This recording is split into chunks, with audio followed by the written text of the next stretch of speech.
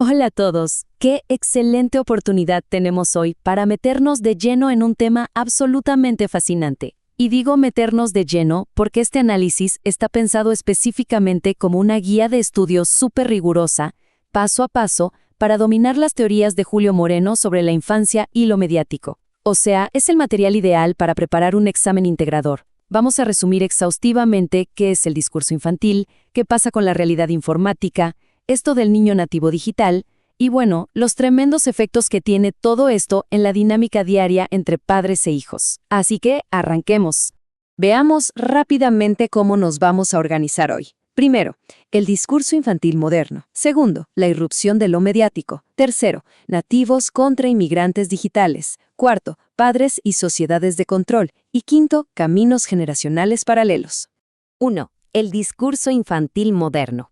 Para entender a fondo todo este cambio de paradigma digital, primero tenemos que entender las viejas reglas del juego, ¿no? Esa impecable maquinaria psicológica que manejaba las familias hasta hace muy poco tiempo. Y acá entra un concepto clave, de esos que son fundamentales para tener clarísimos en cualquier examen, el discurso infantil. A ver, no es solamente cómo los adultos le hablamos a los chicos, es todo un dispositivo discursivo. Es un marco de referencia gigante que reglamenta literalmente las prácticas de crianza. Dicta cómo tienen que actuar los padres, qué se espera que hagan los hijos y qué tipo de ser humano se busca formar.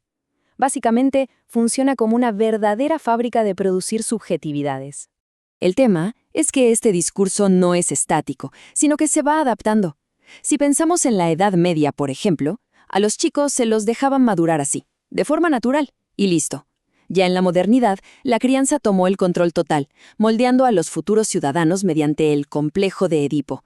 Y hoy estamos en una etapa completamente nueva, donde los medios masivos y digitales son los que dejan una marca indeleble. El discurso infantil se transforma todo el tiempo para encajar perfecto con la sociedad que se viene. Ahora, en la modernidad, esta máquina llegó a un punto máximo de eficacia. Pensemos en esto. El núcleo central de esa época era que los niños daban totalmente por sentado, casi como un acto de fe, que sus padres tenían las respuestas a absolutamente todas sus incertezas. Imagínense a un nene chiquito que se lastima, sale corriendo a buscar a su mamá con la certeza total de que ella va a saber exactamente qué hacer. Esta creencia incuestionable, ensamblada a la perfección con la intensidad del complejo de Edipo, dentro de una familia súper cerrada y protegida, era una máquina imparable para adaptar a los chicos a la vida en sociedad. 2. La irrupción de lo mediático. Pero claro, toda historia tiene su punto de quiebre, y acá es donde esa burbuja protectora familiar se pincha por completo con la llegada masiva de la televisión, Internet y los dispositivos digitales. Todo esto que Moreno llama la realidad informativa. Y esto nos lleva directo al corazón de la teoría de Moreno. Fíjense en cómo se estructuran estas interfaces en el ecosistema familiar de hoy. Antes de esto, el mundo exterior les llegaba a los chicos siempre pero siempre filtrado por la autoridad de mamá y papá. Pero ahora, los medios impactan de forma directa, creando nuevas vías de transmisión que literalmente fracturan y desafían esa vieja línea de conocimiento que iba cómodamente de arriba hacia abajo. Es vital detallar estas tres interfaces porque justo acá está el nudo del problema.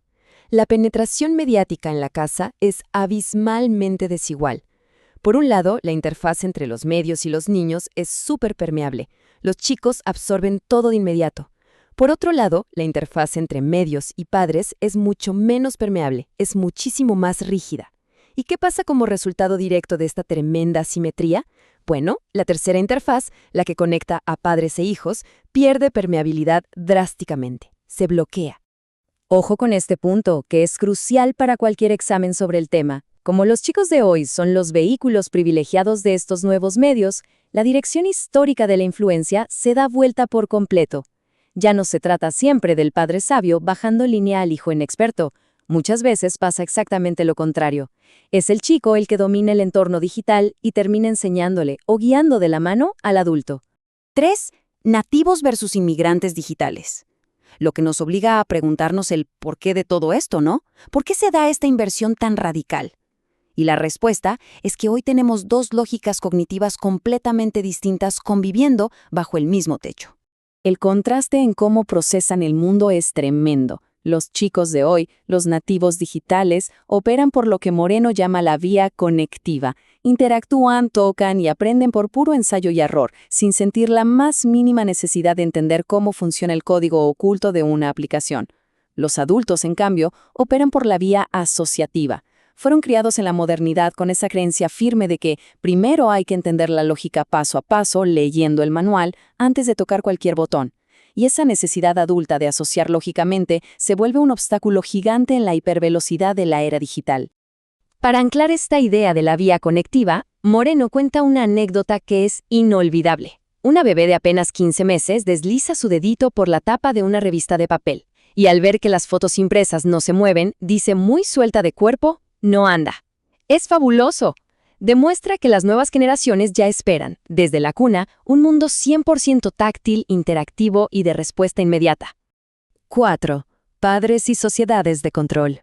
Ahora bien, mientras los chicos son literalmente formateados por estas pantallas táctiles, tenemos que mirar la otra cara de la moneda, el complejísimo lado de los adultos. ¿Qué pasa con los padres mientras ocurre todo este reseteo digital en los chicos? Es una pregunta que no podemos dejar pasar de ninguna manera, porque esta profunda disrupción no pasa solamente en la pieza de los nenes, pasa al mismo tiempo en el mundo laboral de los adultos, alterando por completo su capacidad y su disponibilidad para criar. El punto clave acá, basándonos en grandes teóricos como Deleuze y Foucault, es entender este salto estructural. Pasamos de las antiguas sociedades disciplinarias, donde el obrero cumplía sus 8 horas, fichaba y se iba a su casa, a las actuales sociedades de control. Hoy, el trabajo es cognitivo, inmaterial y ubicuo.